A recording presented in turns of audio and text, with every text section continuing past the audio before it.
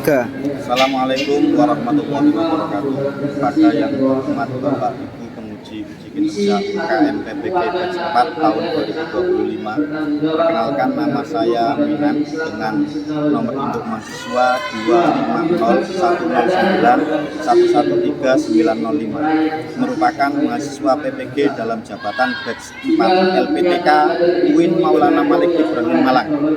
Pada hari ini, Kamis 22 Januari 2026, saya akan melaksanakan praktek pembelajaran dalam rangka penilaian uji kinerja dengan mata pelajaran Al-Quran Hadis, materi pokok kandungan Quran Surat Al-A'la ayat 14-19 tentang keutamaan kehidupan akhirat dibanding kehidupan dunia serta penerapannya dalam menghindari gaya hidup materialistis, hedonis, dan konsumtif pada remaja kelas 8.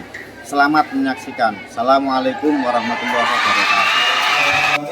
Assalamualaikum warahmatullahi wabarakatuh. Waalaikumsalam warahmatullahi wabarakatuh. Alhamdulillah, segala puji bagi Allah karena nikmat yang telah yang diberikan kepada kita semua, sehingga kita tetap diberikan kesempatan untuk belajar bersama pada pagi hari ini. Jadi sebelum kita masuk ke materi atau pembelajaran pada pagi hari ini, saya minta doa dipimpin dari adik atau salah satu dari ini. Silakan yang berani untuk angkat tangan. Gak ada. Saya tunjuk ya. Oke, silakan Mbak. Silakan berdiri di tempat saja. Berdiri di tempat saja. Silakan dipimpin doanya atau duduk saja nggak apa-apa. Ya. Bismillahirrahmanirrahim. Allahumma inni nawaitu ta'alluma wa ta'lima wal ifadata wal istifadata wal hassa 'ala tamassuki bi kitabillahi wa sunnati rasulih wa du'a ilal huda wa dilalata 'alal khair. Rabbi zidni ilma wa wassi' fiha rizqi wa barik li fima razaqtani waj'alni mahmudan fi qulubi ibadik wa azizan fi uyunihim waj'alni waziran fid dunya wal akhirah wa minal muqarrabin ya kasiran nawal ya hasanal fi'al ya qaiman bila zawal ya muhdi'an bila misal falakal hamdu wal minnatu wasyarafu ala kulli hal wa sallallahu ala sayyidina Muhammadin wa ala alihi wa sahbihi wa sallam walhamdulillahi rabbil alamin. Oke, terima kasih. Semoga hari ini hati kita dibuka oleh Allah dan kemudian kita dipermudah untuk menghasilkan atau mendapatkan ilmu yang akan kita pelajari pada pagi hari ini. Oke, sebelum kita masuk ke materi, saya ingin memastikan kehadiran dari semua. Saya baca absensinya. Yang pertama, Adinda Nafisa. Abjihad. Alif Fauzia. Alifia. Kemudian Naila Zahra. Naisa. Raida. Yang terakhir Zafira Rahma. Ya, itu semua ya. Selanjutnya Selanjutnya Dedek silakan kita fokus ke layar atau ke papan tulis. Di situ ada dua gambar. Dan di sini kalau tidak lihat di sini, ini gambarnya hidup sederhana tapi bahagia. Kemudian yang kedua hidup mewah, hartanya berkelimangan harta, kemudian tapi terlihat kosong atau gelisah, kesepian, padahal hartanya banyak. Coba anak-anak perhatikan, menurut kalian ini siapa yang lebih terlihat bahagia di antara dua gambar ini? Yang sederhana tapi terlihat jelas.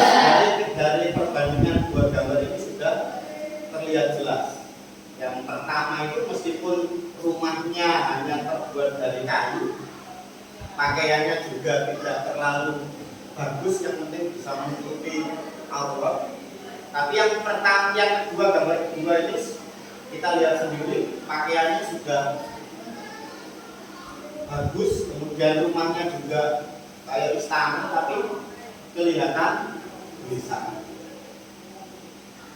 Sudah terlihat ya siapa yang lebih bahagia. Kemudian yang kedua, sekarang pertanyaan yang kedua, kira-kira menurut kalian seorang muslim itu boleh nggak sih jadi kaya raya? Boleh ya. Kira-kira alasannya bagaimana?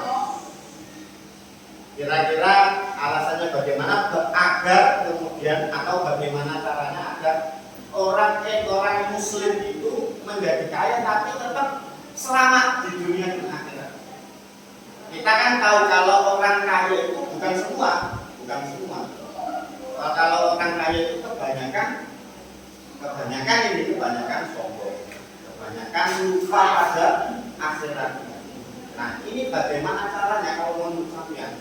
Bagaimana caranya orang muslim ini tetap kaya tapi tidak melupakan Tuhannya, tidak melupakan akhirat? Kira-kira menurut kalian gimana caranya? Digunakan untuk bersedekah. Ada lagi? Tetap beri. Nah, ini jawabannya berbeda tapi tujuannya adalah sama, tetap untuk kehidupan akhirat. Tadi beberapa jawaban yang sampean jawab sudah sampean utarakan. Kalau jawabannya juga kita sudah tahu. Kemudian untuk hari ini kita akan pelajari, tapi sebelumnya saya akan membacakan tujuan pembelajaran pada pagi hari ini. Yang pertama adalah menumbuhkan cinta kepada kebahagiaan abadi, artinya cinta kita kepada kehidupan akhirat. Yang tujuannya pembelajaran pada hari ini adalah peserta didik dapat menganalisis isi kandungan Quran surat Al-A'la ayat 14 sampai 19 tentang keutamaan kehidupan akhirat. Kira-kira apa sih yang ada di dalam Quran surat Al-A'la itu? Nah, ini adalah isi ayatnya. Coba kita baca bersama-sama, mulai dari saya dulu, nanti sampai bisa mengikuti selanjutnya atau ikuti saya per ayat. Bismillahirrahmanirrahim. Bismillahirrahmanirrahim. Qad aflaha man tazakka. Qad aflaha man tazakka. Wa dzakara asma rabbih fasalla. Wa dzakara asma rabbih fasalla. Bal tu'thirunal hayatad dunya. Bal tu'thirunal hayatad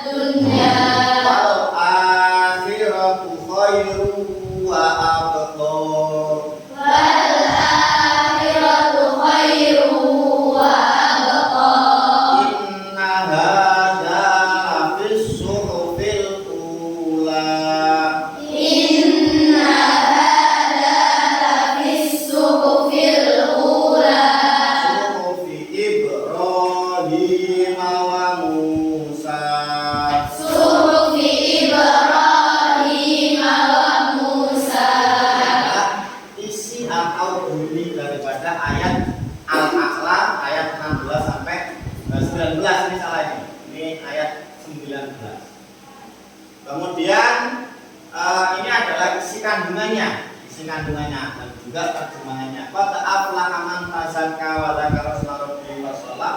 Sungguh beruntung orang yang menyucikan dirinya dan mengingat nama Tuhannya lalu dia sholat. Rabbih wa shalah. Penjelasannya adalah yang pertama adalah mensucikan diri, menjauhi dosa-dosa besar maupun dosa kecil, serta membersihkan hati dari sifat-sifat buruk seperti kesombongan, iri hati dan dengki. Mensucikan diri di sini bukan berarti hanya kemudian mandi, mergone tangannya kotor, bukan dari bersih dari najis atau dari hadas saja, tapi hatinya yang dibersihkan, menghindari sifat-sifat iri, sifat-sifat dengki, sombong dan sebagainya.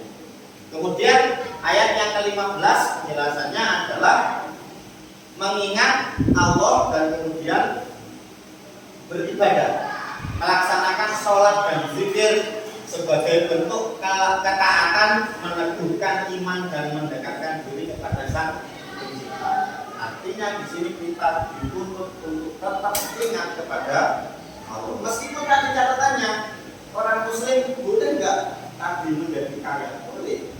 Yang penting tetap ingat kepada Allah. Oke. Selanjutnya ini adalah mungkin kitab kita ulas di materi sebelumnya. Ini adalah gaya hidup materialistik, hedonis dan konsumtif. Ini ada penjelasannya. Kita lewati saja karena kemarin sudah kita pelajari. Yang selanjutnya adalah dari ayat 16 sampai dengan 17. Bal tu'thirunal hayatad dunya wal akhiratu khairu wa abqa. Yang artinya kamu lebih memilih kehidupan dunia, kemudian padahal kehidupan akhirat itu lebih baik dan lebih kekal. Lebih kekal itu berarti selama lamanya. Jadi penjelasannya di sini dunia ini hanya bersifat sementara atau fana dan penuh tipuan, kesenangannya hanya sesaat dan akan segera berakhir. Kemudian akhirat adalah kebahagiaan abadi yang hakiki tanpa batas waktu dan kenikmatan yang tak terhingga bagi orang-orang yang beriman. Kita tahu bahwa di akhirat kita ditawari yang namanya surga dan neraka. Kemudian pilihan hidup kita hari ini akan menentukan nasib kekal kita di kemudian hari. Artinya dan pesannya adalah bijaklah dalam memilih. Ini adalah sebuah gambar yang membedakan jalan ke dunia kemudian jalan ke akhirat. Itu ini artinya kalau tidak ingat. Kemudian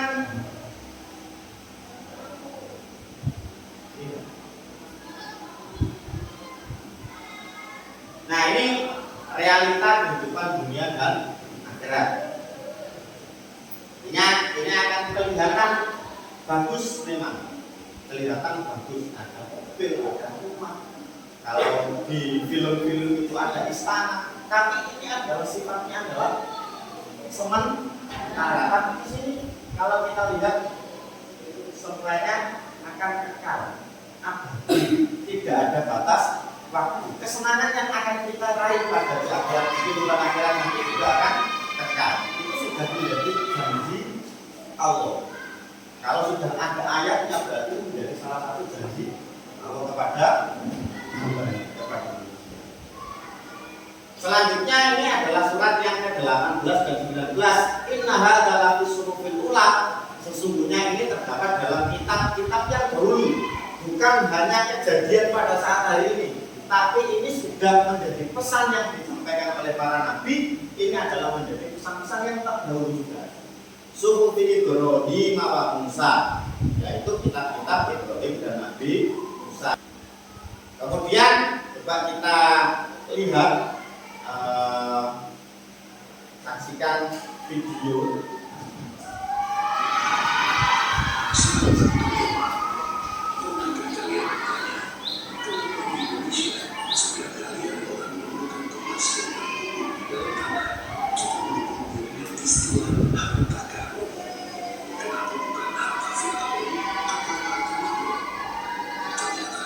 Istilah ini merujuk pada sosok nyata dalam sejarah, seorang manusia berkaya yang pernah berjalan di muka bumi.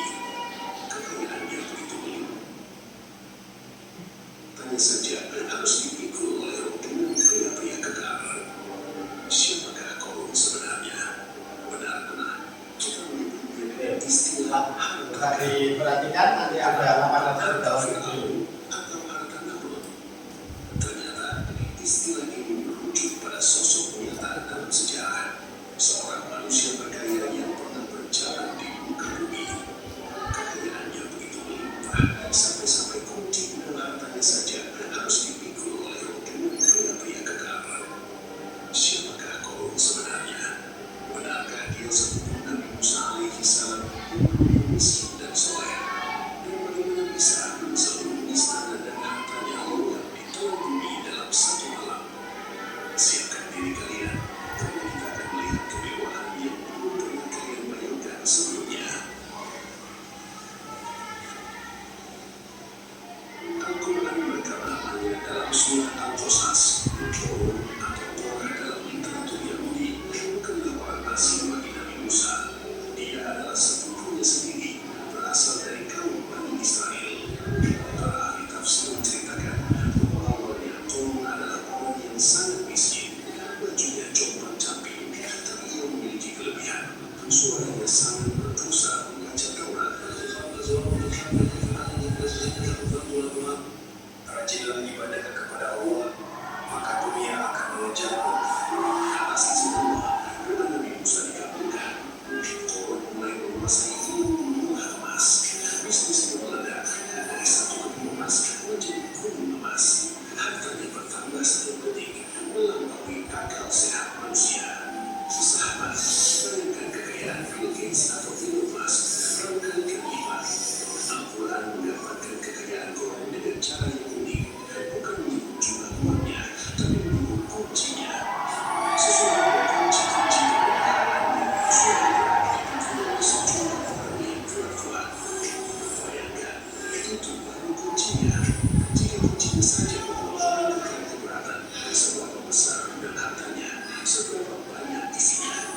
Korun membangun istana dengan fungsi berlapis emas, perabotan dari kristal, dan pakaiannya terbuat dari sutra terhalus dan benang emas. Ia menjadi simbol kesuksesan duniawi.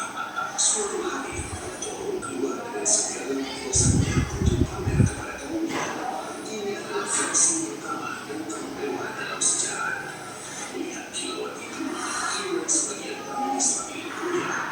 Mereka berkata, seandainya kita mempunyai harta seperti ini, sungguh dia memang sangat beruntung. tapi orang-orang yang berilmu berkata, Celakalah kamu. Allah jauh lebih baik bagi manusia beriman. mereka tahu harta itu hanya ujian, tapi Korun hatinya sudah mantap. Dia merasakan nasihat datang kepadanya. Dan carilah pada apa yang telah dianugerahkan Allah kepadamu kebahagiaan negeri akhirat. Mereka memintanya bersedekah, mengeluarkan zakat. Berapa jawaban Korun? Kalimat ini menjadi racun bagi setiap orang kaya yang sombong sampai hari ini. Karena itu, tidak ada catatan Allah. Dia menolak bayar zakat. Ia bahkan membunuh Nabi Musa ingin merampas hartanya. Pagi itu, matahari bersinar seperti biasa, dan Korun masih sibuk menghitung kekayaannya. Dia merasa benteng istananya adalah tempat paling aman di muka bumi. Namun dia lupa, dia berpijak di atas tanah milik Allah. Saat kesombongan Korun memuncak menembus langit, perintah Allah turun langsung ke inti bumi. Wahai bumi, tenanglah dia. Tiba-tiba, lantai magma yang kokoh itu berubah sifatnya. Bukan segala retakan, tapi terjadi likuifaksi. Tanah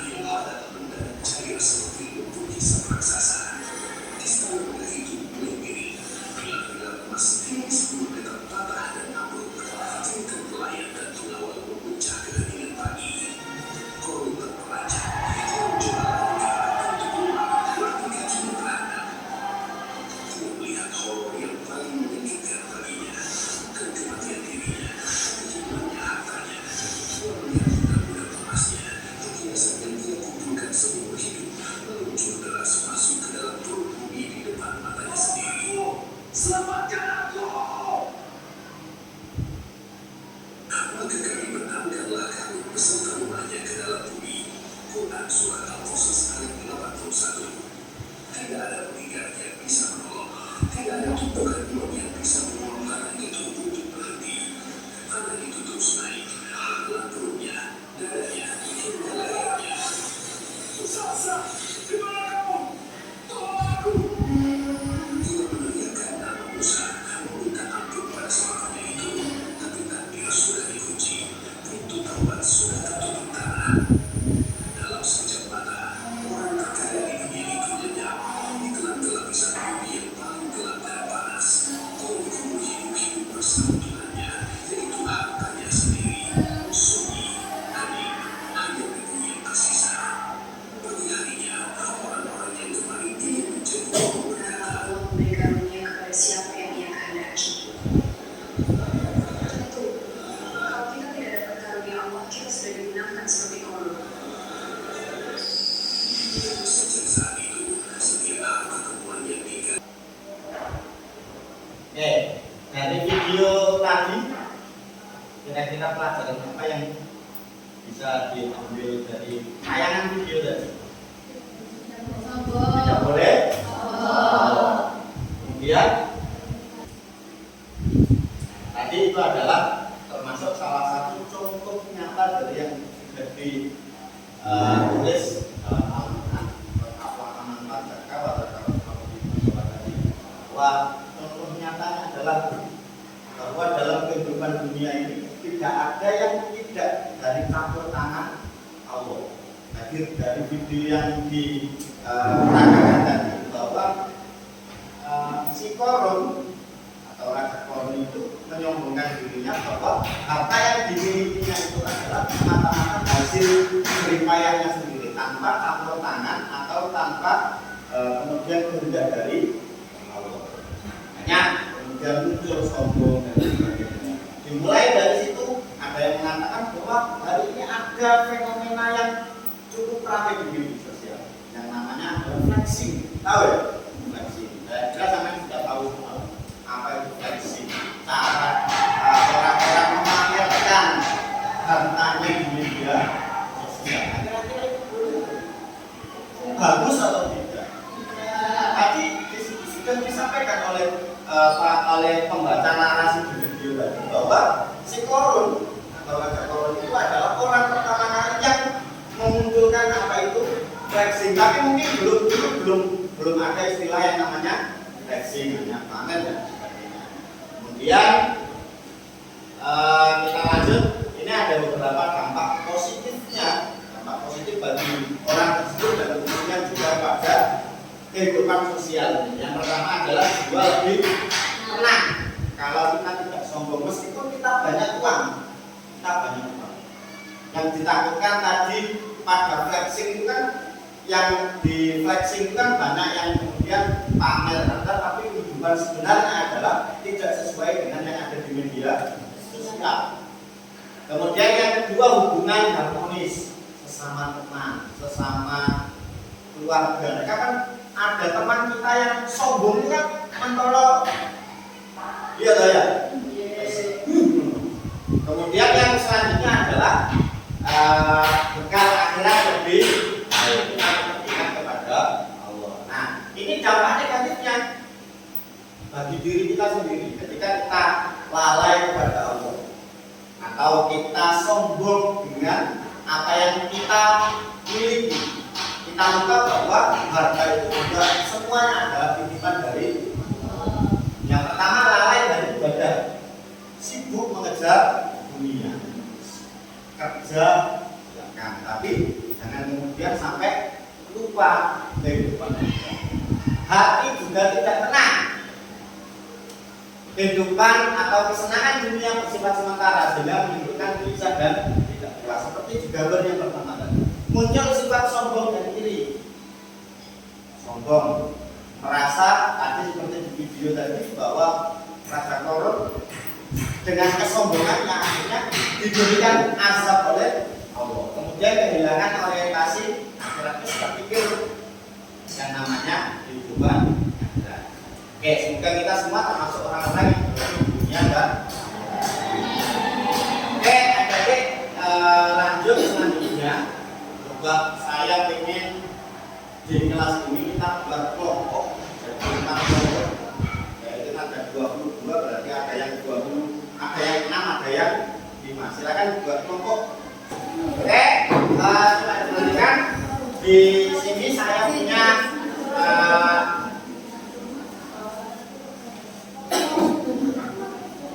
tugas.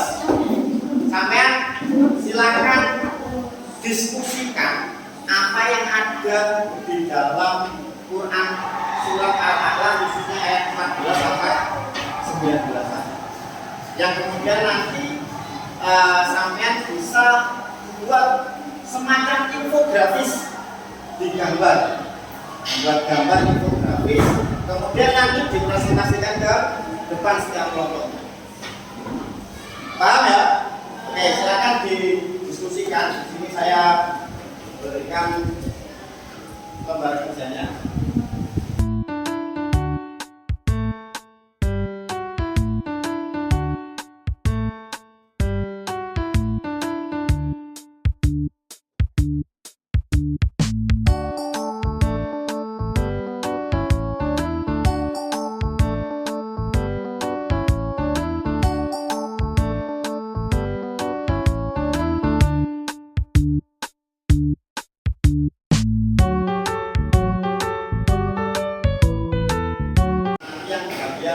Menyampaikan hasil karya yang sudah sampean buat. Oke ya. Oke, kita sebut, kita kelompok, dari kelompok A, kelompok B, kelompok C, kelompok D. Yang sudah paling siap silakan maju depan. Assalamualaikum warahmatullahi wabarakatuh.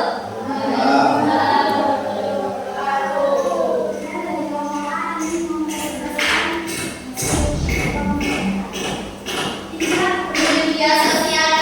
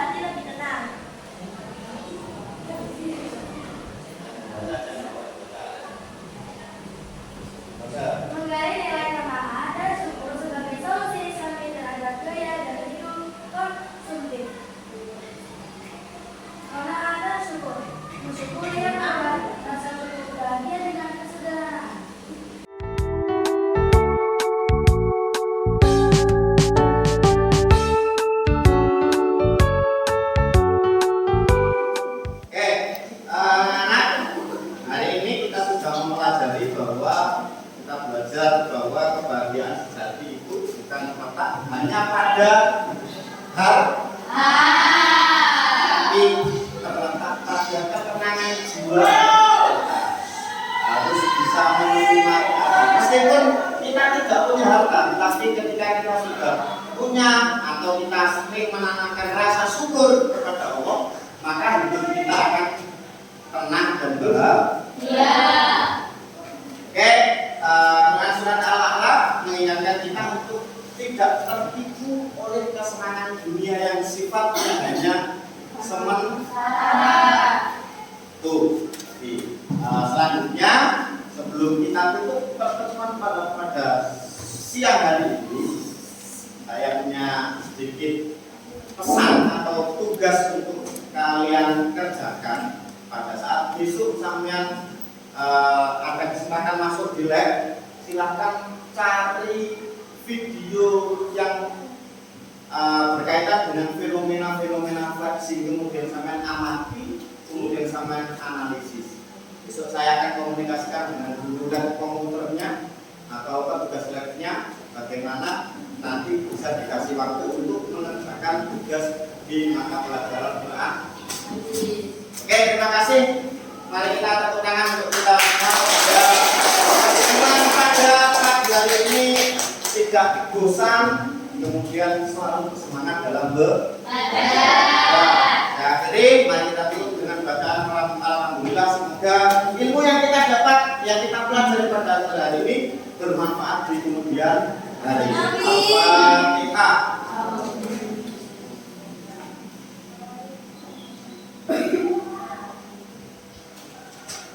Terima kasih kami sampaikan. Sebelumnya mohon maaf apabila dari penjelasan saya tadi ada kekurangan. Sekali lagi saya mohon maaf dan terima kasih. Saya sampaikan sebanyak-banyaknya. Assalamualaikum warahmatullahi wabarakatuh.